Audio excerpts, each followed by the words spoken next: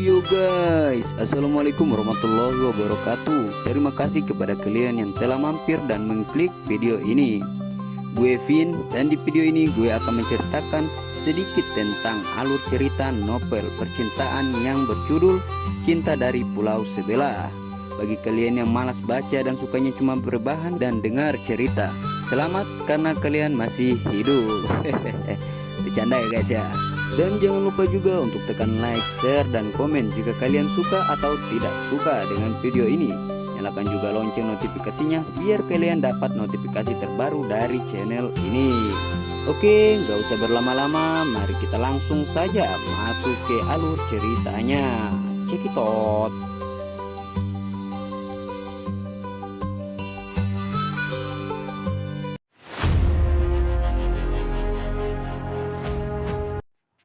Pagi di desa datang tanpa peduli siapa yang patah hati. Ayam berkokok di balik kebun pisang. Angin membawa bau tanah basah, sisa hujan semalam. Matahari naik pelan, menyinari rumah-rumah kayu yang berdiri rapat, seolah saling menopang agar tak roboh dimakan usia. Im duduk di beranda rumahnya, menatap jalan tanah yang sepi. Cangkir kopi di tangannya sudah dingin sejak entah kapan. Masih juga bingung? Suara itu datang dari dalam rumah. Im menoleh. Sepupunya, Raka, keluar sambil menguap lebar. Kaosnya kusut, rambutnya berdiri tak karuan. Kopi diminum, bukan diajak tatap-tatapan. Lanjut Raka sambil duduk di sebelah Im. Im menghela napas pendek. Kalau kopi bisa jawab pertanyaan hidup, mungkin dari tadi aku sudah dapat jawabannya. Raka mendengus. Wah, pagi-pagi sudah filsuf. Bahaya ini. Sedikit senyum lolos dari wajah Im. Tipis, nyaris tak terlihat. Senyum pertama sejak semalam. Orang-orang sudah tahu. Tanya Im pelan. Raka diam sejenak, lalu mengangguk. Desa ini kecil. Im, angin gosip lebih cepat dari sinyal. Im menatap lurus ke depan. Ia tidak bisa membayangkan bisik-bisik di warung tanpa iba dan kalimat yang pasti akan keluar. Sayang ya, 5 tahun tapi kalah sama orang kota.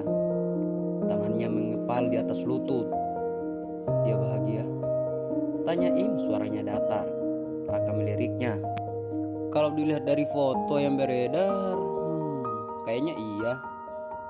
Im tertawa kecil, tawa tanpa suara, tanpa bahagia. Bagus, katanya. Setidaknya salah satu dari kami tidak sia-sia. Angin berhembus pelan. Daun-daun kelapa bergesekan, menghasilkan suara yang anehnya terasa seperti ejekan. Tak lama, langkah kaki terdengar mendekat. Seorang ibu-ibu lewat sambil membawa keranjang sayur. Ia melirik Im, lalu tersenyum kaku. Im, yang tabah ya nak, katanya. Julukan di tangan Tuhan. Im mengangguk sopan. Iya bu. Begitu ibu itu pergi, Raka berbisik. Tuh kan. Im menghela napas.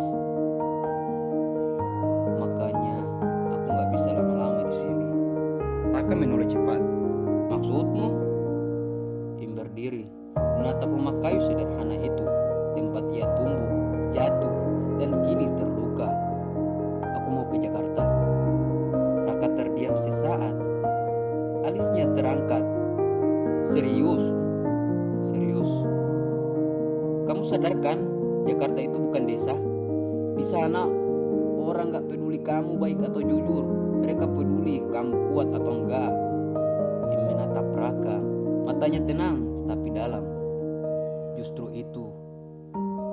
Raka tersenyum miring. Hah? Kamu gila? Bukannya kamu yang bilang, menoleh menirukan suara Raka. Kalau mau hidup berubah, jangan berharap tempat lama kasih kamu keajaiban. Raka tertawa kecil. Kena aku. Ia berdiri, menepuk bahu Im. Kapan? Secepatnya. Bagus, kata Raka. Soalnya di sini kamu bakal terus diingatkan. Im mengangguk. Ia tahu itu. Di dalam hatinya ada luka yang belum sembuh, dan di desa ini terlalu sempit untuk menyimpannya tanpa robek lebih lebar. Saat Im masuk ke kamar, ia membuka lemari kayu tuanya. Di dalamnya, sebuah kotak kecil terselip di sudut. Ia membukanya. Foto lama, dirinya dan Nika tersenyum di bawah pohon. Im menatap lama, lalu pelan-pelan ia menutup kotak itu kembali. Kenangan bukan untuk dilupakan, mamnya. Cukup untuk dijadikan alasan agar tidak lama lagi. Di luar, Raka bersiul pelan.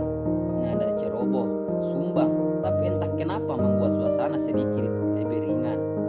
Namun, Im tidak tahu bahwa keputusan pagi itu akan menyeretnya ke dunia yang jauh lebih keras, lebih gelap, dan mempertemukannya dengan orang-orang yang kelak mengubah nasibnya selamanya. Dan juga bahwa ada seseorang di Jakarta yang namanya bahkan belum ia kenal, perlahan mulai memenuhi benang takdir menuju diri.